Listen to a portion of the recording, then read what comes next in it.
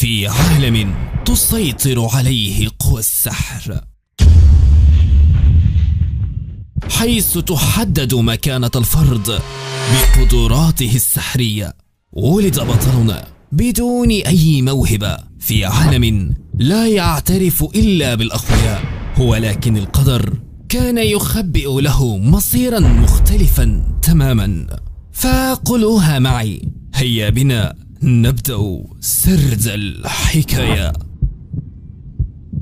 بتبتدي قصتنا مع ولد اسمه ايكي، واللي كان طالب في اكاديميه هايجين اللي تعتبر واحده من اهم الاكاديميات الخاصه بالاشخاص اصحاب القوى السحريه، واللي معروفين باسم البلايز. والاشخاص دول قادرين على انهم يشكلوا ارواحهم على هيئه دروع او ادوات قتاليه، ولو اثبتوا نفسهم للمؤسسه الدوليه بياخدوا لقب فرسان السحر. وكان ايكي بيحلم ان هو يكون فارس سحر في يوم من الايام، وفي مره بيخرج يتدرب كالعاده صديقي، وبعدها بيرجع للاوضه بتاعته مره ثانيه، ولكنه بيلاقي بنت غريبه بتغير هدومها في الاوضه. ايكي بيكون فاكر انه دخل الاوضه غلط وبيحاول يصلح الموقف المحرج اللي هو فيه ده، ولكنه بينيلها اكتر وبتديله البنت دي قلم محترم على وشه. بيروحوا بعد كده للمديره بتاعه الاكاديميه اللي بتهزوه على اللي عمله، وبتقول ان الاكاديميه بتاعتهم دي معروفه بسمعتها، وان حتى طلابهم دايما كانوا بيكسبوا في مهرجان النجوم السبعه القتالي اللي بيحدد الفرسان الاقوى، ولكن مؤخرا ما بقوش ياخدوا مراكز كويسه، وعشان كده اخذت منصب المديره علشان تنظم المدرسه، ولكنه جاي يعمل مشاكل في اول يوم اتعينت فيه. فبيقول لها ان هو مستعد يتحمل نتيجه اللي عمله، وعشان كده بتدخل البنت عندهم واللي كان اسمها ستيلا فارميليون، ودي اصلا اميره لدوله اجنبيه. فبيعتذر لها ايكي اول لما بيشوفها، وبيقول لها ان ما كانش يقصد يتصرف بالشكل ده، هو مستعد لاي عقاب هي تحبه. فبتعجب ستيلا بشهامته، وبتقول ان هي كانت ناويه تخلي الموضوع ده قضيه دوليه، ولكنها مستعده تسامحه لو عمل طقوس اسمها الهاري كاري. والطقوس دي اشبه بطقوس انتحاريه بيعملها المحارب بعد ما يرتكب اي جريمه شنيعه. الواد بيتصدم يا عيني وبيقول لها هو انت بتهزري مش كده، لكنها كانت بتتكلم بجد جدا، وبتقول له انت قلت انك مستعد تعمل اي حاجه. بيقول لها ده كان كلام انا كنت برضيكي بيه وخلاص، وبعدين وانا هضحي بحياتي علشان موضوع زي ده، ويا ريته موضوع يستحق اساسا، ده ما خدش ثواني. بتتعصب ستيلا وبتقول له انه عمي، ودخل اوضتها واتجسس عليها وكمان بجح. فبيتصدم الواد وبيقول لها دي اوضتي على فكره، وكانت لسه تتعصب عليه تاني، ولكن المديره بتتدخل في الوقت ده وبتوضح سوء الفهم اللي بينهم. بتقول لهم ان هم هيبقوا زمايل في الاوضه دي بدايه من النهارده، وطبعا بيتصدموا في البدايه، ولكن ايكي كان مستغرب من حاجه تانية، وهي ان الطلاب اللي بيكونوا في نفس المستوى بيكونوا زمايل في الاوضه، وعشان كده بيسال المديره ليه ستيلا معاه رغم ان هي طالبه من المستوى ايه. اما هو فواحد ما نجحش في الامتحان. فبتتصدم ستيلا وبتقول له هو انت فشلت في الاختبار، فبيرد عليها بكل فخر بيقول لها ايوه انا في المستوى اف، والقوه الوحيده اللي ممكن استخدمها هي تقويه قوتي الجسديه، اما قوتي السحريه فتقريبا 10 المعدل بتاعي. بتكمل المديره وبتقول لها ان كل قدراته الباقيه كانت بنفس المعدل، وعشان كده اخذ لقب اسوأ طالب في الاكاديميه. بعدها بتجاوب على سؤاله وبتقول ان هو اضعف واحد في الاكاديميه، اما ستيلا فملهاش منافس، وعشان كده وجودهم مع بعض هيكون كويس. بتوافق ستيلا ان هي تعيش معاه في نفس الاوضه، ولكن بتقول له ان عندها 3 شروط. الاول انه ما يتكلمش معاها، والثاني انه ما يفتحش عينه ولا يبص لها، اما الشرط الثالث انه ما يتنفسش. فبيتخانق معاها وبيقول لها ان بالشكل ده هيموت ولازم يتنفس على الاقل، ولكنها بتفضل تتخانق معاه. فبتقرر المديره انها تحل الخلاف ما بينهم. بتقول لهم انه يحل الموضوع ده عن طريق معركه وهميه، والفائز ممكن يحدد القواعد. وبالفعل ايكي بيوافق، ولكن ستيلا بتقول له يا ابني انت في المستوى اف ومش هتقدر تهزم حد زي من المستوى ايه، ولكنه بيفضل مصمم وبيقول لها مش هنعرف غير لما نجرب نقاتل. بتتعصب وبتقول له ماشي موافقه، بس وقتها اللي هيخسر لازم يكون الخادم اللي عند التاني طول حياته، ولازم يطيع كل اوامره زي الكلب. بيتصدم ايكي من الجنان اللي هي بتقوله، وبيقول لها مش شايفه انك بتبالغ شويه، ولكنها بتفضل مصممه فبيضطر يوافق. بيروحوا بعد كده لساحه المعركه، وكل واحد فيهم بيكون مصمم يكسب التاني، مش عشان الرهان وبس، لا وكمان ان كل واحد فيهم عنده هدف ومحتاج يثبت انه الاقوى علشان يحققه. بس قبل المعركه بتتكلم ستيلا مع ايكي وبتقول انا سمعت انك ما كنتش عارف تحضر تمارين القتال العمليه لان معدلاتك كانت قليله جدا، وعشان كده بتنصحه انه يشيل فكره انه يبقى فارس سحري من دماغه. فبيقول لها ان عندك حق، ولكن برضه انا مش هتنزل عن النزال ده. فبترد عليه وبتقول له هو انت من الناس اللي شايفين ان المجهود ممكن يهزم الموهبه؟ فبيقول لها ايوه بالظبط. فبتتضايق لانها بتبذل جهد كبير هي كمان رغم موهبتها، بس الناس مش بتشوف ده. ومن هنا بتبدا المعركه، وبما انها معركه وهميه فما فيش حد فيهم هيتصاب اصابه حقيقيه، وعشان كده بيقرروا يطلقوا العنان لنفسهم. بيخرجوا كل قوتهم هما الاثنين. فبتبدا ستيلا بالهجوم بالسيف الناري بتاعها، ولكن ايكي بيصد هجماتها بكل ثبات، ولكنه اول شخص يلاحظ ان هي اسلوبها ده مش مجرد موهبه، وانها بذلت جهد كتير علشان توصل للمستوى ده، وعشان كده ستيلا بتتفاجئ، لكن بتقول ان ده مش هيخليه يكسب برضه. ولكن ايكي بيقدر يكتشف اسلوب قتالها وبيعرف نقطه ضعفها وبيهجم عليها بكل قوته، ولكن للاسف مش بيقدر يصيبها بسبب قدراته السحريه الضعيفه. وقتها بتقرر ستيلا تستخدم كل كل قدراتها السحريه علشان تتغلب عليه، ولكن ايكي بيتفادى هجماتها وبينطلق للهجوم عليها، ولكن المره دي بيقدر يصيبها ويهزمها. بتفقد ستيلا الوعي لانها استخدمت كل قوتها السحريه، وبيقع ايكي هو كمان من التعب، وبتدخل ستيلا المستشفى وبتروح المديره علشان تزورها. بتطمن عليها وبتعرفها ان ايكي تعبان هو كمان لانه استخدم كل قوته برضه. فبتسالها ستيلا ازاي حد من المستوى اف بس قدر يعمل كل ده. فبتقول لها المديره ان المستوى بيتقاس عن طريق قدراتهم السحريه، انما قدراتهم القتاليه وتحركاتهم مش بتاثر في التقييم، وعشان كده عمري ما ايكي هياخد التقييم اللي يستحقه. بتحس ستيلا بالشفقه عليه لانه مضطر يعيد السنه بسبب النظام اللي مش مقدره. فبتقول لها المديره ان في فرص كتير قوي اتاخدت منه، ولكن فضل واثق في نفسه، بيحاول دايما انه يتقدم للامام. وبتقول لها ان هي هتتعلم منه حاجات كتير بوجودها معاه. بترجع ستيلا الاوضه وبتلاقي ايكي نايم، فبتحس بالفضول ناحيته وبتقرب منه، ولكن ايدها بتتحشر تحته بالغلط ومش بتقدر انها تشدها. بيصحى ايكي فجاه وبيستغرب لما بيشوفها في الوضع الغريب ده، فبتحس ستيلا بالاحراج وبتقوم بسرعه، ولكنها بتخبط راسها وبتتصاب. بس بعدها بيفهم ايكي سوء التفاهم اللي حصل وبيعالج اصابتها البسيطه، فبتعتذر له لانها استهونت بيه وما حاولتش تشوف ذاته الحقيقيه، وده اللي خلاها تخسر النزال. فبيقول لها حلو دلوقتي بقى استعدي علشان تكون الخديمه بتاعتي. فبتتصدم وبتقول له خديمه ايه؟ بيقول لها وانت نسيت الاتفاق بتاعنا. فبتقول له ده كان اي كلام، شوف يا اخي لما الدنيا تلف. لكن ايكي بيفضل مصمم وبيقول لها شكل عائله فارميليون الملكيه مش بتوفي بوعدها. فبتتعصب وبتقول له لا طبعا بنوفي بوعدنا وهعمل اللي انت عايزه مهما حصل. فبيضحك وبيقول لها دي بس انا عايز نكون صحاب وزمايل مش اكتر. فبتتفاجئ ستيلا وبترتبك وبتقول له ان هي ممكن تغير الاوضه لو حس بالارتباك، ولكنه بيقول لها مفيش داعي لده، وبتوافق ان هم يكونوا اصحاب وبتخليه يندهلها من غير القاب. وبتروح تتدرب معاه تاني يوم الصبح، واثناء التدريب بتلاحظ ستيلا ان ايكي مبسوط، فبتساله عن السبب. فبيقول لها ان اخته الصغيره هتدخل الاكاديميه بتاعتهم النهارده وانه هيقدر يشوفها اخيرا، فهو ما قابلهاش من 4 سنين. بعد ما بيخلصوا التدريب بيروحوا الاكاديميه علشان يحضروا دروسهم، واول درس بيقابلوا فيه المعلمه يوري المسؤوله عنهم، وبتعرفهم ان كل سنه بيتم اختيار ممثلين المدرسه بتاعتهم عن طريق نقاط الجداره، ولكن السنه دي قرروا غيروا النظام وكل الطلاب هيشاركوا في معركه الاختيار، واعلى 6 من بين الفائزين هيكونوا الممثلين للمدرسه. والمعارك الداخليه للمدرسه هتبدا الاسبوع اللي جاي، وهيبعتوا لهم مواعيد المعارك والخصوم بتوعهم عن طريق الايميل. هيكون في 10 مباريات لكل شخص، يعني تقريبا كده كل واحد فيهم هيكون عنده مباراه كل 3 ايام. بيتفاجئ الطلاب من العدد، فبتعرفهم ان اللي مش عايز يشارك ممكن ينسحب من غير ما ياثر على درجاته، ولكن هتكون فرصه كويسه ليهم، وده لانه فرصهم في الفوز متساويه، وعشان كده بتشجعهم يبذلوا كل مجهودهم. بس المضحك في الموضوع ان بعد تشجيعها ده بتفقد الوعي وبتنزف من كتر الارهاق. فبياخدها ايكي وستيلا للمستشفى وبيطلب منها ايكي ان هي تاخد بالها من نفسها، وبيقول لستيلا ان المعلمه يوري دي هي السبب في قبوله في المدرسه، لكن يوري بتقول ان هو اتقبل في المدرسه بسبب قدراته بغض النظر عن اللي حصل في السنه اللي فاتت. يعني بتتكلم ستيلا معاه بعد ما بيمشوا وبتساله اذا كانت السنه اللي فاتت وحشه للدرجات دي، فبيقول لها انه ما كانش عارف يشارك في الدروس بسبب نقاط الجداره. ولكن قبل ما يكمل فجاه بتجري بنته وبتمسك ايده وبتطلب منه ان هي تتكلم معاه شويه. فبيتفاجئ وبيسالها هي مين، فبتقول له ان هي زميلته في الصف واسمها كابي، وانها معجبه بيه من ساعه ما شافت المعركه الوهميه بتاعته. بتقول له انها بتفكر تعمل نادي صحافه وعايزه يكون على الصفحه الاولى من العدد الاول، وعشان كده بتطلب يعمل مقابله معاها. ابننا المحترم بيرد عليها وبيقول لها ان هو مش مثير للاعجاب للدرجات دي يعني، ولكنها بتفضل مصممه. فبتحس ستيلا بالغيره، بتقول له ما تخليها تعمل معاك المقابله يا عم وتخلصنا، وبتسيبه وبتمشي. فبيعتذر ايكي من البنت وبيجري ورا ستيلا وبيحاول يوقفها، ولكن فجاه بيسمع صوت بنت بتنادي عليه وبتقول له اخيرا قابلتك، وبيكتشف ان البنت دي هي اخته الصغيره واللي اسمها شوزوكو. اول لما بتشوفه بتسلم عليه، ولكن ستيلا بتحس بالغيره من قربها الشديد منه وبتبعده عنها. بيبداوا يتخانقوا مع بعض وبتتعصب شيزوكو وبتسالها انت بتتدخلي في علاقه الاخوات باي حق. فبتزعق ستيلا بكل فخر وبتقول لها بصفه الخديمه بتاعت ايكي وكمان زميلته في الاوضه. فبتتفاجئ شيزوكو لما بتعرف انها مع اخوها في نفس الاوضه وبتخرج سلاحها وبتقرر تتخلص منها، ولكن ايكي بيقول لها استهدي بالله. بيحاول يوقفها لان ما ينفعش تستخدم السلاح في نص المدرسه، ولكن ستيلا بتعلي الموضوع اكتر هي كمان وبتخرج سيفها وبتقرر تقاتلها. بينطلقوا للهجوم على بعض، فبتعاقبهم المديره بعد ما بتعرف وبتخليهم يمسحوا حمامات المدرسه كامله لمده اسبوع لانهم خالفوا القواعد، لكنهم مش بيبطلوا خناق. ورغم ده بتحاول شيزوكو انها تبعد ستيلا عن اخوها وبتقول لها بلاش تعمل نفسها قريبه منه لانها عمرها ما هتفهم مشاعره ابدا، مش هتفهم احساسه بعد ما كانوا بيعاملوه في العيله وكانه مش موجود اصلا. بتتصدم ستيلا وبتسالها تقصد ايه بالكلام ده، ولكن شيزوكو بتستوعب ان هي وقعت بلسانها وهي بتتكلم، فبتسيبها وتمشي. بتقول لها بلاش تقرب من اخوها وخلاص. بعدها بترجع الاوضه وبتقابل زميلها واللي اسمه ناجي، وبتروح ستيلا هي كمان للسكن، ولكن في الطريق بتقابل ايكي فبتساله عن كلام اخته. بيتفاجئ في البدايه ولكنه بيقول لها انه كان ناوي يكلمها في الموضوع ده على اي حال، وبيبدا يحكي لها قصته. بيسالها اذا كانت تعرف الساموراي ريوما، فبتقول له ايوه ده القائد اللي قاد اليابان للنصر في الحرب العظيمه السابقه. فبيقول لها ان ده يبقى جده الكبير والشخص اللي بيهدف يكون زيه. بيكمل كلامه بيقول لها ان عيلته دي انتجت بلايزر مميزين جدا جيل بعد جيل، ولكن هو الوحيد اللي ما كانش عنده اي موهبه، وعشان كده ابوه وعيلته بيعاملوه كانه مش موجود. ما كانوش بيعملوا حسابه حتى في الكراسي اثناء الاجتماعات العائليه، وكان بيضطر يتفرج عليهم من بعيد. ولكن في سنه من السنين في حفله السنه الجديده ما قدرش يتحمل اكتر من كده، قرر يخرج من البيت وما كانش عنده اي مكان يروحه، ولكن في عاصفه شديده حصلت وتاه، وكان فاكر انه هيموت وكان متضايق انه هيموت بالشكل ده. في اللحظه دي ظهر الساموراي ريوما قصاده وقال له انه عارف انه محبط وطلب منه ما يتخلاش عن احلامه وما يستسلمش، وان اي انسان يقدر يعمل اي حاجه لو رفض الاستسلام. فهو حتى وصل للقمر رغم انه ما عندوش اي اجنحه هيطير بيها، ورغم ان دي كانت مجرد كلمات ولكن ايكي كان فاكرها بالحرف، والكلمات دي هي اللي انقذته، عشان كده قرر يبقى زي جده. ولما يقابل ناس من نفس وضعه يقول لهم نفس الكلام، ولكن علشان يعمل ده فهو محتاج يبقى قوي زيه. بتساله ستيلا اذا كان ده السبب اللي مخليه عايز يبقى فارس سحري، فبيقول لها ايوه، ولكن مفيش حد بيعلمه اي حاجه، وعشان كده اتدرب لوحده لحد ما قدر ينضم للاكاديميه. لكن عيلته ما عجبهاش فكره ان فاشل زيه يبقى فارس وضغطوا على المدرسه. اضطر المدير في الوقت ده انه يخلي مقدار القوه شيء اساسي لحضور الدروس، وعشان كده ما عرفش يتخرج لحد دلوقتي. لكن لحسن الحظ المدير اتغير، ولكن مضايقات العيله لسه مستمره، ولكنه ما استسلمش رغم ده. فبتتاثر ستيلا بكلامه وبتشجعه. اما شيزوكو في الوقت ده كانت بتتكلم مع ناجي وبتحكي له عن ايكي، وبتقول له ان هي كرهت عيلتها لما اكتشفت ازاي بيعاملوه بفظاعه. قررت ان هي تعوضه وتديله كل الحب اللي هو محتاجه بنفسها، ولكن بعدها بتستوعب ان هي خدت راحتها وحاجات زياده مع ناجي. بتعتذر له ولكنه بيقول لها تاخد راحتها وانها ممكن تتكلم معاه في اي وقت. بيمر الوقت وبيقرب ستيلا وايكي من بعض اكتر، وبيبداوا يقاتلوا ويتدربوا مع بعض بشكل مستمر. وفي يوم بعد التدريب بتوصل رساله لستيلا من المدرسه، وكان مكتوب فيها اسم الخصم بتاعها وميعاد المباراه. بيقول لها ايكي انه شاف الخصم بتاعها وهو بيقاتل مره، وكان لسه هيعرفها معلومات عنه، ولكنها بتوقفه. بتقول له ان هي مش من نوعيه الناس اللي بيحبوا يعرفوا معلومات عن خصومهم، فهي بتعتبر المعركه دي كتدريب للمستقبل لما تواجه بلايزر مجهولين. ورغم ان دي الطريقه اللي بتتعامل بيها، ولكنها شايفه ان البحث عن معلومات الخصم تعتبر حاجه كويسه برضه. فبيرد عليها وبيقول لها ان من الغريب ان هم يكونوا متفقين على رغم اختلافهم، وبعدها بيقوم علشان يروح للحصه. لكن ستيلا بتناديله، وكانت لسه هتعرض عليه ان هم يخرجوا مع بعض تاني يوم بما انه اجازه، ولكن فجاه كلامهم بيتقطع لما بتوصل رساله لايكي. وفي البدايه بيفتكروا ان هي رساله بتعرفه خصمه، ولكن للاسف ما بتكونش كده. وستيلا بتتصدم لما بتلاقي رساله من شيزوكو بتطلب من ايكي انه يخرج معاها، والمفاجاه الاكبر ان ايكي بيوافق. وعشان ايكي ما يزعلهاش بياخدها معاه وهو خارج مع شيزوكو، وبيتفاجئ كمان لما بيلاقي شيزوكو جايبه ناجي معاها. وكالعاده لما ستيلا وشيزوكو بيقابلوا بعض بيفضلوا يتخانقوا مع بعض زي ناير ونير. اما ناجي فبيسمهم يتخانقوا مع بعض، وبيعرف نفسه لايكي وبيقول له ان هو زميل شيزوكو في الاوضه. وبعد ما بيخلصوا تعارف بيروحوا كلهم للتسوق. في الطريق بتمسك شيزوكو ايد ايكي وهي ماشيه، فبتتصدم ستيلا وبتسالها انت بتعملي ايه، فبتقول لها ان هي ماسكه ايد اخوها زي اي اتنين اخوات عادي. فبتحاول ستيلا تمسك ايد ايكي، ولكن شيزوكو بتحرجها وبتقول لها مش طبيعي انك تمسكي ايد اي حد غريب الا لو عندك مشاعر خاصه ناحيته. فبتتكسف ستيلا وبتقول لها لا انا مجرد خديمه عند ايكي. المهم بيكملوا تسوق وبيروحوا ياكلوا في مطعم من اقتراح ناجي، وبيكتشفوا ان ناجي يعرف معلومات كتير عن المحلات. بعد ما بيخلصوا اكل بيروح ايكي للحمام مع ناجي، وبيقول ان من الغريب ان اخته فاتحه له قلبها بسرعه كده، فهي حساسه وبتتكسف ومش بتتعود على الاشخاص الغريبه بسرعه، وخصوصا الرجاله. فناجي بيقول له رجاله ايه يا عم، ده انا ناجي يعني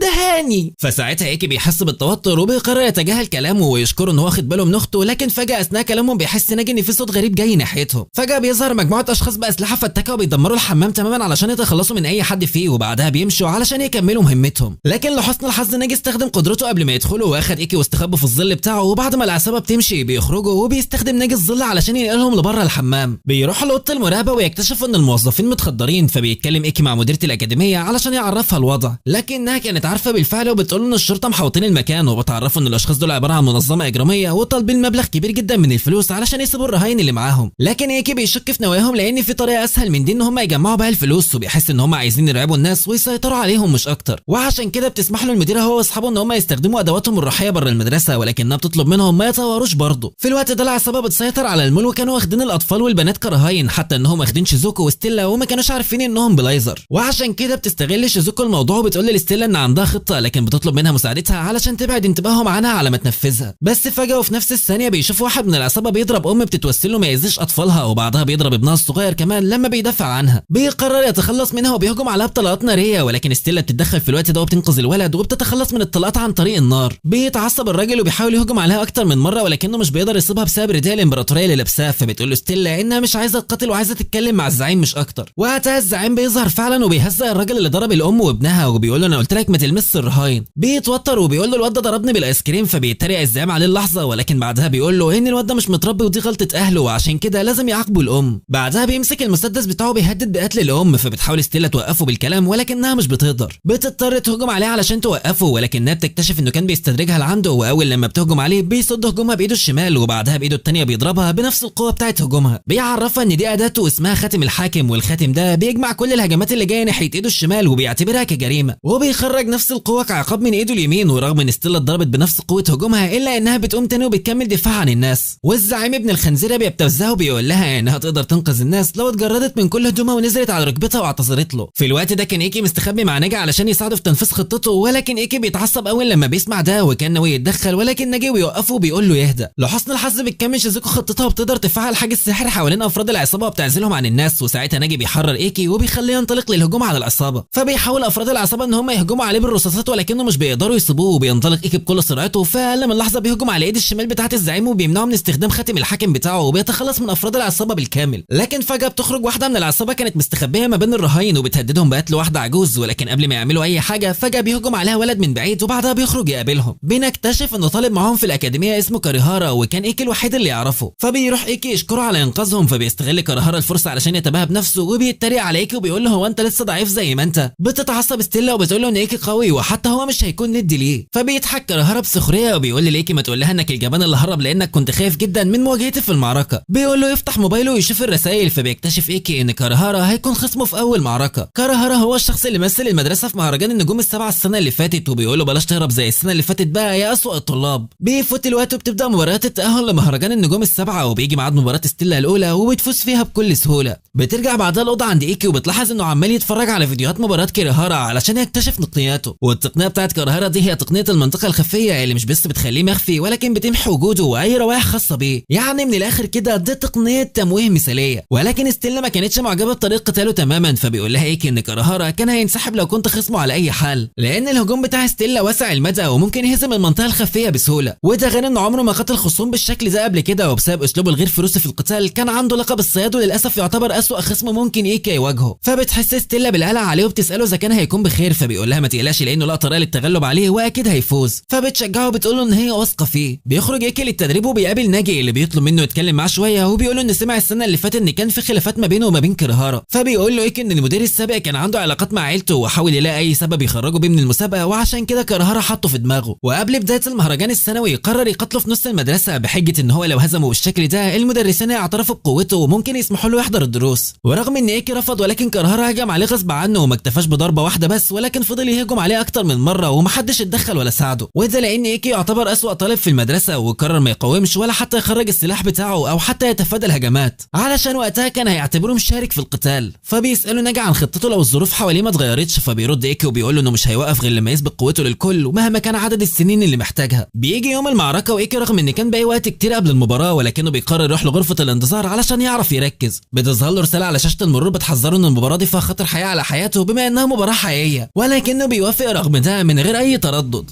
بس فجاه بتظهر واحده من المعلمين اسمها نيني وبتقول له ده قرار سريع ومتهور وفي العاده في طلاب كتير بيترددوا. فبيقول لها انه احتاج وقت كتير علشان يوصل للمباراه الرسميه وعشان كده ما عندوش اي شك في الموضوع. وكمان بيقول لها انه يعرفها ويعرف ان هي واحده من معارف المدير السابق وشغاله بدوام جزء السنه دي. بتنبهر نيني وبتحاول تقرب من ايكي لكن المديره بتوصل في الوقت ده وبتنقذه منها. بيدخل ايكي لاوضه الانتظار وبيحاول يتمالك اعصابه ويركز لانه اخيرا وصل للمباراه الرسميه بعد معاناه كبيره وعشان كده ما عادش ينفع يخسر بسهوله. بعد شويه بيجي وقت المباراه وبيحضر ناس كتير لانها معركه بين واحد من اقوى الفرسان وضد طالب من المستوى اف، ولكن الطالب ده اخذ اهتمام كبير لانه هزم ستيلا مؤخرا. بتبدا المعركه وبيستخدم كاريهارا قدره المنطقه الخفيه وبيحاول يهجم على ايكي بالاسهم بتاعته، ورغم ان ايكي مش شايفه ولكنه بيقدر يصد هجماته. بيرد له واحده كمان من الهجمات بتاعته وده معناه ان ايكي عارف مكانه، لكن كاريهارا مش بيتاثر وبيستهزأ بيكي كمان وبيقول له انت شكلك عايز تهزمني بجد ولا ايه؟ فبيقول له ايكي ان ده السبب اللي جاي علشانه ومستعد علشان يصد كل اسهمه. فبيختفي كاريهارا مره ثانيه وبيهجم على مناطق متفرقه في جسمه وللاسف مش بيقدر ايكي انه يصد اي هجمه منها. بيستمر في اصابته بالهجمات ولكن ستيلا كانت شايفه ان ايكي ممكن يهزمه لو استخدم هجوم السريع، ولكن ناجي بيقول لها للاسف مش هيعرف يفكر في قرار زي ده لانه مرتبك. وبالفعل بتستوعب ستيلا ان ايكي مش بيتصرف بشكل طبيعي من البدايه بالنسبه لشخص اول مره يشارك في المباريات. بيستمر كاريهارا في هجماته وهو بيتريق على ايكي لانه الطالب الوحيد اللي مش هيقدر يتخرج من المدرسه غير لو كسب في المهرجان، وحتى الطلاب اللي اتفرجوا من المدرجات بيضحكوا عليه وبيقللوا منه. فبيتاثر ايكي بكلامهم ومش بيقاوم تماما لحد ما بيتصاب بسهم في معدته وبيقع على الارض من غير ما يتحرك. فبيهتف كاريهارا بكلمه اسوأ طالب هو وباقي الجمهور، ولكن ستيلا بتتعصب وبتوقفهم كلهم وبتقول لهم بلاش يتريقوا على الفارس اللي بتحبه. بتقول لايكي ان ده مش وقت الاستسلام وان لازم يكون جامد قدامها دايما. وقتها بيتاثر ايكي بكلامها فعلا وبيضرب نفسه علشان يفوق ويكمل قتاله وبيراجع كل حاجه لاحظها على اسلوب قتال كرهارة واخيرا بيقدر يوقف السهم بتاعه رغم ان هو لسه مش قادر يشوفه. فبيتصدم كرهارة وبيستمر في الهجوم عليه ولكن ايكي بيصد كل الاسهم وبيقدر يحدد مكانه بالظبط وبيهجم عليه. لكن كرهارة بيحاول يقاتل بكل قوته بس في النهايه اسهمه بتخلص وبيكون عاجز تماما قصاد ايكي. لما بيروح ايكي علشان يهجم هجومه النهائي بيقرر كرهارة يعترف بخسارته لانه مش عايز يحس بالالم. فايكي بيوقف هجومه في اخر لحظه وبيفوز بالمعركه لكن بيفقد الوعي بعدها وبينتقل للمستشفى وبتفضل ستيلا سهرانه جنبه. واول لما بيصحى بيشوفها وبيقرر يعترف لها وقد ايه مبسوط وهو معاها. بيفوت اسبوعين على اليوم ده وبيستمر ايكي في الفوز في كل المعارك بتاعه المهرجان وكل المدرسه بتتكلم عنه وبيغيروا لقبه من اسوأ طالب للملك الغير متوج. وكمان سمعته بتزيد ما بين البنات وبيطلبوا مساعدته فبيقرر يدربهم ولكن ولاد الفصل بيحسوا بالغيره منه لانه بيخطف كل الاضواء. وحتى ستيلا بتحس بالبنات وبتقول له انت طيب قوي، البنات دول بلايز اقوياء وبالشكل ده انت هتكون بتساعد منافسينك المستقبليين. لكن ايكي ما كانش معترض وشايف ان ده افضل لانهم لو تعرضوا لازمه زي هجوم عصابه ممكن تعاليمه دي تنقذهم. وبالفعل تاني يوم بيبدا يدربهم وبيخليهم يقفوا على رجل واحده علشان يزود من توازنهم وقوه عضلاتهم. بس اثناء ده بيوصل مجموعه الولاد الغيرانين منه وبيخرجوا اسلحتهم وبيقرروا قتلوه علشان يعلموه درس ولكن ايكي بيهزمهم كلهم بسهوله من غير ما يخرج سلاحه حتى. بيقول لهم ان استخدام الاسلحه بره المدرسه يعتبر مخالفه للقانون فبينزلوا على ركوبهم بسرعه بيعتذروا له وبيقول لهم ان هم كانوا حاسين بالغيره منه مش اكتر وانهم عايزين يكونوا اقوياء ومشهورين زيه وبيطلبوا منه يدربهم هو كمان. وبالفعل ايكي بيوافق. بيقول لهم يبداوا بالوقوف على رجل واحده وبالفعل بيسمعوا كلامه وبتسجل كابي الكلام ده وبتفرح لان بالشكل ده مقالاتها هتتشهر. بعدها بتطلب مجموعه بنات تانية انها تنضم له كمان فبيرحب ايكي باي حد عايز ينضم فبيزيد عددهم لدرجه ان ستيلا بتحس بالغيره جدا. بتحاول تتكلم مع ايكي اكتر وبتجيب له عصير ولكن جيزوكو بتقطعهم وبتديله العصير قبلها وبتطلب منه يدربها هي كمان. بتتضايق ستيلا بتقول له يعلمها هي كمان زي شيزوكو ولكنه بيتصدم وبيقول لها انا اعلمك انت.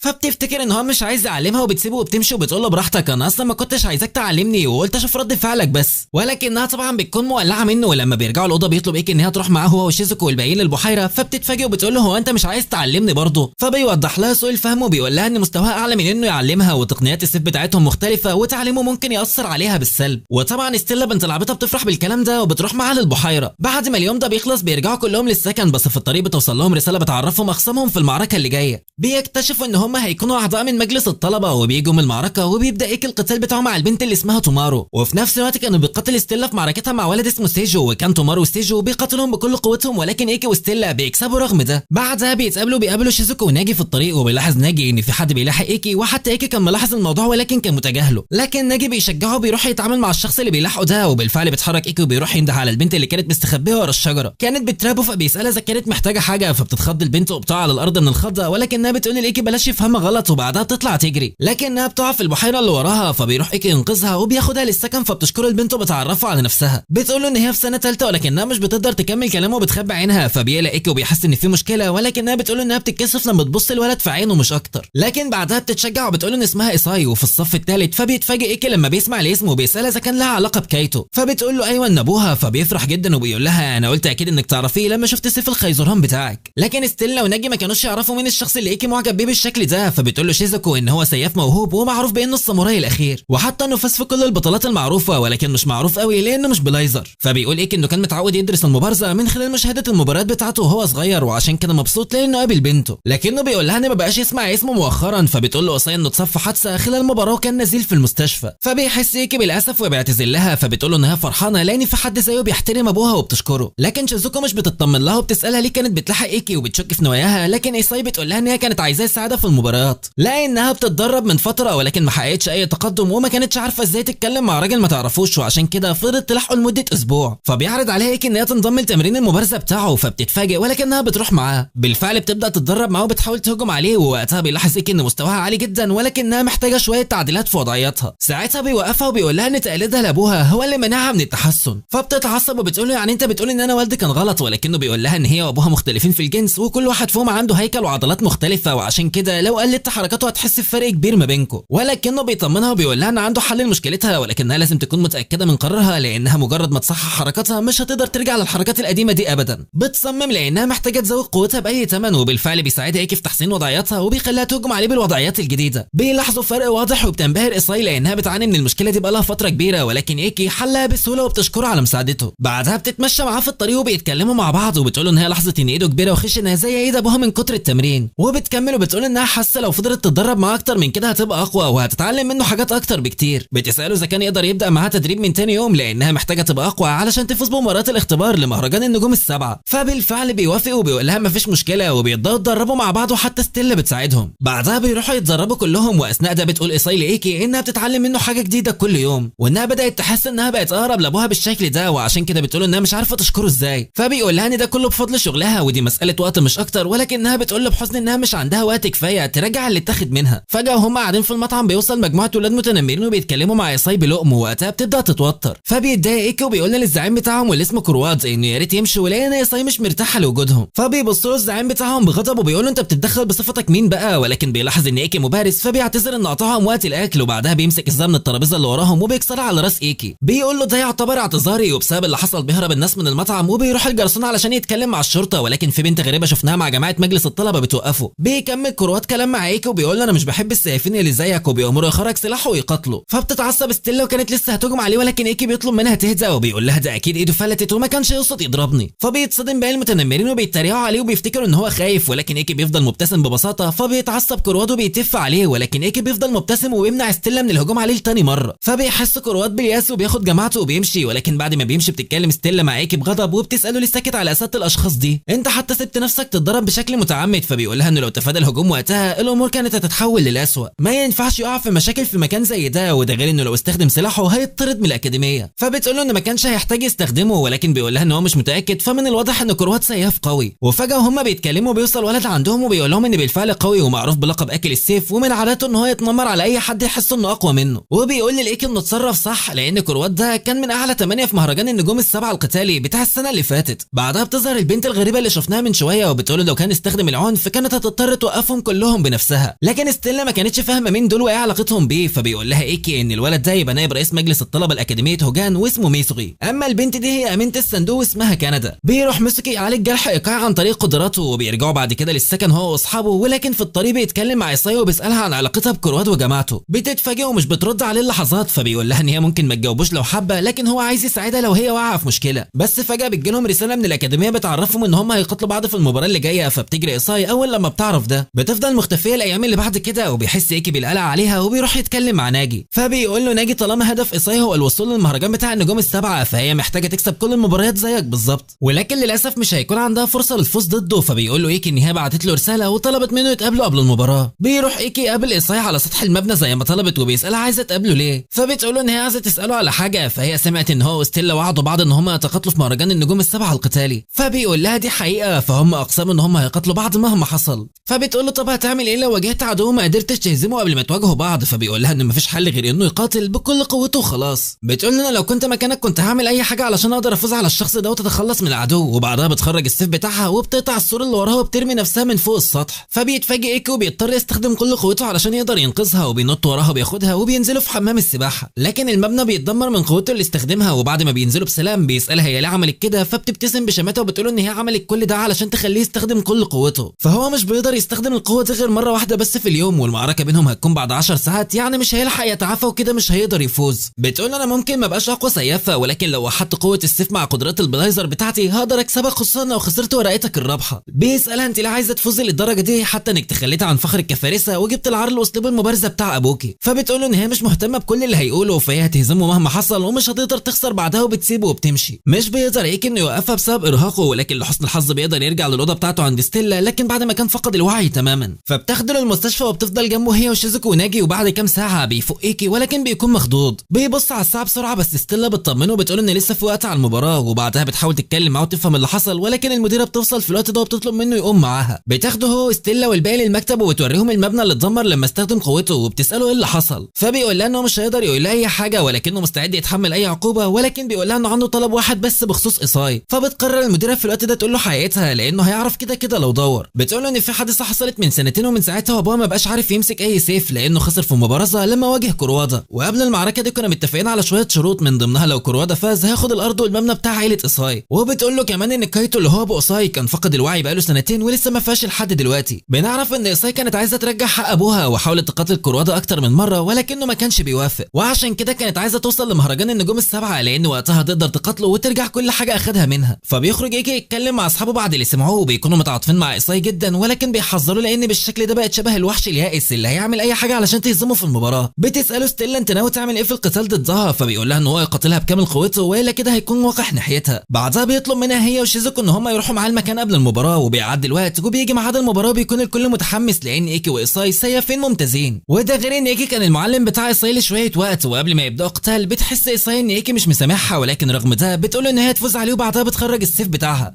ورغم ان ايساي كسبت 6 مباريات قبل كده ولكن ما كانش حد يعرف اي معلومات عن قدراتها كبلايزر لانها كسبت عن طريق استخدام تقنيات المبارزه وبس، وده معناه ان قدراتها هي اللي هتحدد مسار المباراه. في بدايه المباراه بيبدا ايكي بالهجوم ولكن ايساي بتسيبه بهجوم من غير ما تتحرك من مكانها حتى، وعشان كده بيقرر ايكي انه يرجع تاني لثواني ولكنها بتهجم عليه مره تانيه في ظهره. بعدها بتروح تهاجمه بالسيف بنفسها وبتقول له ايه رايك في الفن بتاعي، فبيتفاجئ ايكي لان الضرر بتاعها كبير جدا ولكن بيبدا يقاتلها بسيفه. بيستنتج ان ايساي اكيد بتستخدم الفخ اللي عملتها في الساحه علشان تقدر تصيبه بالشكل ده، وبنعرف ان هي راحت قبل المباراه وملت الساحه بحاجه اسمها قواطع السيوف، والقواطع دي غير مرئيه ولكن بمجرد ما بتفتح بتمتص الهواء وبتعمل دوامه بتهجم على ايكاي وبتصيبه بالجروح. ولكن المشكله يعني زرع الفخاخ مخالف للقانون، ومجرد ما الحكام يكتشفوا ده هتخسر مباشره وهيعلنوا فوز ايكي. لكن المعلمه يوري كانت مسؤوله عن التحكيم وما خدتش بالها بسبب تعبها، وده اللي واضح لحد دلوقتي. فبتستغل ايساي ده وبتستمر في الهجوم على ايكي وبتحاول تستخدم فخ من الفخاخ مره ثانيه، ولكنها بتتفاجئ ان ايكي بيتفاداها وبتشك انه يعرف موضوع الفخ ده اصلا، فبتحس بالقلق ولكنها بتطمن نفسها بعدها لانه كده ما عندوش اي دليل، وعشان كده بتستخدم فخ تاني وبتقدر تصيبه المره دي وبيقع ايكي على ركبته ومش بيقدر يتحرك من التعب. المشكله ان لو ايساي هجمت عليه واصابت منطقه حيويه وقتها دي هتكون ضربه قاتله، وعشان كده بتنطلق وبتهجم عليه بكل قوتها وبتحاول تصيبه بكل الطرق، ومش بيقدر ايكي انه يعمل اي حاجه غير انه يصد هجماتها لحد ما بتيجي لحظه حاسمه. بتفتكر ايساي انها على وشك اصابه ايكي ولكن ايكي بيخدعها وبيصد هجومها، ولكن الهجوم ده بيخلي ايكي متاكد من شكوكه، فهو كان عارف من البدايه انها هتخالف القواعد حتى انه خد ستيلا معاه قبل المعركه وراح قابل المعلمه يوري وقال لها ده بنفسه، ولكن طلب منها ما توقفش المباراه حتى لو لحظه المخالفه دي بنفسها. ورغم ان هي مجازفه لان لو ايساي كسبت المباراه وقتها مش هيقدر يشارك في مهرجان النجوم السبعه، الا انه ما كانش عايز يقطع علاقته بيها، كان عايز يديها فرصه اخيره علشان يشوف نيتها الحقيقيه. واثناء المباراه بيلاحظ ايكي ان كل تحركاتها في حاله فوضى ورغم الشر والغضب اللي جواها ولكنها متردده ومش قادره تخدع نفسها، وطول ما هي متردده مش هتقدر تخرج القوه الحقيقيه لسيفها، لكنها بتقول ان هي مش متردده ولا حاجه وفي الحاله دي هتعمل اي حاجه علشان تفوز. فبيقرر ايكي انه يفوقها ويرجع لها فخرها باستخدام كل قوته في الحاله دي، وبالفعل بينطلق عليها باستخدام قوته الجسديه من غير اي قدره سحريه. فبتعمل ايساي سحابه دخانيه وبتحاول تهجم عليها قبل ما يهجم عليها ولكنها بتفشل، وبيهجم عليها ايكاي بالضربه القاضيه وبينتصر في المباراه. ولكن في الحقيقه الضربه دي كانت ضربه وهميه وما ضربهاش بنص السيف علشان ما يجرحهاش، وكل اللي عمله هو انه استنزف طاقتها. فبتحاول ايساي ان هي تقوم بعدها ولكن مش بتقدر وبتفضل تعيط وهي مش فاهمه ليه كل ده بيحصل. فبيقول لها ايكي ان روحها اللي بتقاتل بها حاليا من غير اي فخر، وبالفعل بتقتنع ايساي بكلامه وبتعترف بخسارتها وبتعترف بغلطها كمان وبتقول ان هي مثيره للشفقه. لكن ايكي بيقول لها ان ده مش حقيقي، فهي تهت شويه مش اكتر، ولكنها ما تخلتش عن اسلوب ابوها في المبارزه ودي هي قوتها الحقيقيه. بيقول لها كمان انه عايز يساعدها ترجع اللي اتاخد منها، فبتساله ليه هيعمل كده، فهي خدعته وعملت حاجات كتير معاه وحشه. فبيقول لها ان هو مش محتاج سبب علشان يساعد صديقته، وبيروح يمد لها ايده علشان تقوم، فبتفتكر ابوها بتنهار وبتطلب منه مساعدته بنفسها، فبيرد عليها وبيقول لها ان ده اللي عايز يسمعه منها، وبعدها بتاخده وبيروح لمكان المدرسه بتاعت ابوها، وحاليا كرواد مستولي عليه هو واصحابه. وفي الطريق بيتكلموا عن كرواد وبيقولوا ان هو معروف بانه بيهاجم مدارس الفنون القتاليه بشكل غير رسمي وبيحاول يتخلص من كل المدارس اللي في المدينه، وكمان كان واحد من اعلى المشاركين في مهرجان النجوم السبعه زي ما قلنا، وحصل على لقب اكل السيف بسبب اسلوب مبارزته القوي. وبالفعل بتاكد ايساي على قوته وبتقول انه ما استخدمش اداته لما قتل ابوها من سنتين ويقدر انه يهزمه باسلوب المبارزه، بس للاسف ايكي مش بيصدق ده، فبتقول ان هجوم كرواد عليهم من سنتين كان شبه الكابوس، وكان ابوها بيقاتل رغم تعبه علشان يحميها هي وتلاميذه. حاول انه يستخدم التقنيه السريه لاسلوب القتال بتاعه ولكن ما قدرش في اخر لحظه بسبب تعبه، واستغل كرواد الثواني دي وهجم عليه وهزمه. اضطرت ايساي انها تتخلى عن مدرسه ابوها الكرواد ولكنها كانت حاسه بالذنب وتتمنى لو واجهته تاني بدل ابوها. بتقول له ان سيف كرواد ما فيهوش اي فخر وعباره عن سيف وحشي وبس، وبعدها بيوصلوا لبيت ايساي القديم اللي كرواد مستولي عليه. اول لما بيدخلوا بيطلب ايكي من اتباعه يبلغوا انه عايز يقابله ولكن مش بيوافقوا طبعا، بس ايكي بيقاتلهم كلهم وبيدخل عنده في النهايه. واول لما بيدخل بيقول له اني بتحدى في مبارزه بالنيابه عن كايتو وده علشان يستعيد المدرسه بتاعته. فبيتريق كرواد عليه وبيقول له هو انت مش الجبان بتاع المطعم برضه، بس المره دي مالك كده مختلف عن المره اللي فاتت وكمان جاي تتحداني على المدرسه. فبيقول ايكي انه وقتها ما كانش مناسب لقتاله، فبيساله كرواد ازاي ايساي اقنعته، فبيرد ايكي عليه وبيقول له ان الطلاب ممنوعين من استخدام ادواتهم بره المدرسه من غير تصريح، بس القاعده دي مش بتنطبق على مدارس الفنون القتاليه المرخصه وخصوصا لما رئيسها يدي تصريح موافقه. فبيحس كرواد بالحماس ولكن بيقول له انه محتاج حاجه تثبت له اذا كان مؤهل لقتال ولا لا. فبيخرج ايكي المحافظ اللي خدها من التلاميذ اللي كانوا واقفين بره وتغلب عليهم وبيساله اذا كان ده كفايه. فكرواد بيخرج سيفه فورا انه بيستعد للقتال، وحتى ايكي بيخرج سيفه فبيتحمس كرواد وبيهجم عليه بكل قوته، لكن ايكي بيصد هجمته وبيستمر في القتال، فبيغير كرواد من شكل سيفه وبيهاجم من بعيد. ورغم ده الا ان ايكي كان بيصد كل هجماته بسهوله وحتى الهجمات العاديه، بس فجاه بيهرب كروات منه وبيهجم عليه وبعدها بيغير طريقه الهجوم فجاه، لكن ايكي بيتفادى هجومه وبيكتشف وقتها ان كروات بيستخدم قدرته بالفعل ولكن مش واضحه، وده السبب اللي خلاه يهزم الساموراي كايتو. فزي ما احنا عارفين ان كل انسان عنده سرعه لردة فعله، والسرعه دي بتختلف من حد للتاني، ولكن في العاده كل الناس بيكونوا نفس المستوى الا واحد اتدرب على سرعته زي ما ايكي وستيلا كانوا بيعملوا. ورغم ان ردة فعلهم اسرع من الطبيعي ولكن قدره كروات بتخليه اسرع منهم كمان، وعشان كده بيقدر يهاجم بحركتين او ثلاثه قبل ما ايكي يهاجم بحركه واحده حتى. وبالسرعه دي بيقدر يتفادى الهجمات اللي مستحيل حد يتفاداها بشكل طبيعي، وكمان بيقدر يجمع اجزاء سيفه قبل ما يضرب السيف بتاع ايكي، وده بيخليه يهجم من زوايا مختلفه. فبيتفاجئ كروات لان ايكي كان اول حد يكتشف قدراته، ولكن بيقول له ان ده مش هيفيده في حاجه، فهو اتولد بالخاصيه دي. وكمان شايف ان مهما ايكي درب جسمه واتدرب على تقنيات مختلفه وعمل خطط، فده كله هيكون ملوش لازمه قصاد قوته وردة فعله. بعدها بيستخدم قدراته دي وبيهجم على ايكي من اتجاهين مختلفين في نفس الوقت، ولكن ايكي بيقدر يتفادى ويصد هجومه، فبيهجم كروات مره ثانيه والمره دي بيستخدم سرعته القصوى. بيهاجم باربع هجمات في نفس الوقت، فبيعاني ايكي بسبب ده وبيفقد توازنه اثناء صد هجمه من الهجمات، لكن حسن الحظ بيقدر يتفادى الاصابه المميته. بيكمل قتال بعد كده وبيستمر في صد وتبادل الهجمات مع كروات رغم فرق السرعه ما بينهم. وقتها بتفتكر ايساي ابوها اثناء قتاله وبتكون عايزه تتدخل وتوقف ايكي، ولكن ستيلا بتمنعها. بتقول لها ان هي مستحيل ترجع مدرستها بالشكل ده ابدا، وبتقول لها كمان ان هي عايزه توقف ايكي شخصيا لو تقدر، ولكنها مستمتعه بالقتال بالفعل لانه بيقاتل شخص قوي. بتقول لها ان ايكي دلوقتي مش بيفكر في حاجه غير انه يهزمه، وكمان بتخليها تغير تفكيرها ناحيه ابوها، وبتقول لها انه غالبا ما كانش حاسس بالندم وقت قتاله، فحياته كانت بتتدهور تدريجيا، ووجود شخص قوي يقاتله اكيد كان شيء كويس بالنسبه له كمبارز قوي. وفجاه واثناء كلامهم بيلاحظوا ان كروات بدا يتعب لان تقنيته بتستهلك طاقه بشكل كبير، ودي كانت نقطه ضعفه الوحيده، لكنه كان رافض الاستسلام رغم ده. وايكي بيقرر يهجم عليه بكل قوته وبيستخدم التقنيه السريه اللي كايتو فشل في استخدامها في قتاله مع كروات، ولكن ايكي بيقدر ينجح في تنفيذها باحترافيه رغم انه شافها مره واحده بس وهو بيتدرب مع ايساي، وبفضل الضربه دي بيقدر يفوز على كروات اخيرا. وقتها بيتخلى كروات عن المدرسه، لكن قبل ما يمشي بيسال ايكي عن اسمه وبيقول انه هيستناه في مهرجان النجوم السبعه علشان يكملوا قتالهم. بعد ما بيمشي بتقول ايساي ان هي ما تستحقش تكون وريثه اسلوب السوجي لانها ما كانتش فاهم ابوها كويس، لكن ايكي بيقول لها ان هي اكتر حد فاهمه، فهو قدر يتعلم حركاته السريه رغم انه شافها مره واحده بس لانها كانت حافظاها كويس. فبتشكره ايساي على تشجيعه ليها، ولكن بتقرر تتدرب وتزود قوتها اكتر علشان تكون قد الثقه دي. بتروح تعترف للجنه تحكيم المباريات ان هي غشت في مباراتها مع ايكي، فبيخرجوها من المسابقه تماما وبيفصلوها لمده 10 ايام كمان، ولكنها ما كانتش متضايقه من ده لانها عايزه تتحمل المسؤوليه. ولحسن الحظ بعد اللي حصل ده بتوصل رساله لايكي من ايساي بتعرفه ان ابوها فاهم الغيبوبه. فبعد سنتين اخيرا وبالشكل ده القضيه اتقفلت تماما بفضل مساعده ايكي. بتستمر مباريات الاختبار للمهرجان وبيقدر ايكي انه يفوز في 12 مباراه من غير ما يخسر ولا مباراه هو وستيلا، وعشان كده بتقرر المديره ان هي تديهم اسبوع اجازه وكمان بتخليهم يروحوا مخيم تدريب لوحدهم. كانت ستيلا متحمسه لانها تقدر تقضي وقت مع ايكي لوحدها، ولكن حماسها ده كله بيضيع اول لما بيكتشفوا ان هم هيقضوا الوقت مع مجلس الطلبه. ومش بس كده، دول بيكتشفوا ان المديره بعتتهم لمخيم التدريب علشان يساعدوهم في التنظيف لان ممثلي البطوله هيتدربوا فيه بعد شهر من دلوقتي. وبالفعل بيساعدوهم في التنظيف، وبعد ما بيخلصوا بتطلب ستيلا انها تخرج لوحدها مع ايكي علشان تشوف الشلال، لكنها بتتعب في الطريق وبيكون ايكي عايز يرجعها علشان ترتاح، ولكنها بترفض ده تماما. بتكمل رغم تعبها لكنها بتتعب جدا بعد شويه لدرجه انها مش بتقدر تتحرك، وبيكتشف ايكي ان هي عندها برد شديد جدا، وعشان كده بيقرر ياخدها ويرجع للمخيم، ولكن فجاه الدنيا بتمطر عليهم، بس لحسن الحظ بيلاقوا مأوى جبلي فبياخدها ترتاح فيه لحد ما المطره تقف. في الوقت ده بترجع شيزوكو بيت العيله لوحدها لان امها بعتت لها رساله بتطلب منها ان هي تزورها. اول لما بتوصل بيطلب منها ابوها ان هو يقابلها، فبتروح غصب عنها وبتساله ليه عايزها. بيقول لها انه عايز يتكلم معاها شويه ولكنها مش بتوافق وبتقرر ترجع اوضتها، وبتقول له ان هي جت هنا علشان امها مش اكتر، فبيقول لها ان هو اللي خلى امها تبعت الرساله، فهو كان عايز يطمن اذا كانت قدرت تعيش بعيد عنهم ولا لا. فبتقول له ان اكيد سمعت عني من الاتحاد، فبيقول لها ايوه طبعا، وعرفت انك كسبت 12 مباراه متتاليه وده فخر الاسم العيله بتاعتنا. فبتتعصب وبتقول له ان اخوها كسب برضه والمفروض يكون فخور بيه، ولكن من الواضح انه مش مهتم بيه، وبعدها بتسيبه وبتمشي. بنرجع تاني عند ايكي اللي كان قاعد مع ستيلا في المأوى الجبلي، فبعد شويه بيخرج يطمن على المكان من حواليهم، ولكن فجاه بيلاقي غلام طيني ضخم على وشك الهجوم على المأوى. بيجري ينقذ ستيلا بسرعه في اخر لحظه وبيسيبها على جنب وبيروح يكمل قتال مع الغلام وبيدمره، لكن الغلام بيجمع نفسه تاني بحجم اصغر وبيروح يهجم على ستيلا ومش بيقدر ايكي انه يتحرك عشان ينقذها، ولكن لحسن الحظ اعداء مجلس الطلاب بيوصلوا عندهم وبينقذوهم هما الاثنين. بيلاحظوا ان في بلايزر بيتحكم في الغلام من بعيد عن طريق الخيوط السحريه، وعشان كده الغلام بيرجع مره ثانيه مهما تخلصوا منهم. فبيحس ايكي بالقلق وبيسال اذا كان ممكن يهزموهم بالشكل ده، فبتوصل رئيسه مجلس الطلبه وبتقول له ان مهما كان الاشخاص بيتحكموا في الغلام من بعيد فهم متصلين بيهم عن طريق السحر، وبعدها بتستخدم قدره البرق وبتتخلص من الغلام وبتصيب الشخص اللي بيتحكم فيه كمان عن طريق الخيوط السحريه. بنعرف ان الرئيسه دي اسمها تودو توكا، وكانت واحده من افضل 4 في مهرجان النجوم السبعه بتاع السنه اللي فاتت، وتعتبر افضل فارسه في اكاديميه هايجين، ولسوء الحظ هتكون خصم شيزوكو في المعركه اللي جايه. وبمناسبه شيزوكو فخلونا نتكلم عنها شويه. فزي ما احنا عارفين انها اخت ايكي الصغيره، وبحكم انها بلايزر قويه فكان لها سلطه في العيله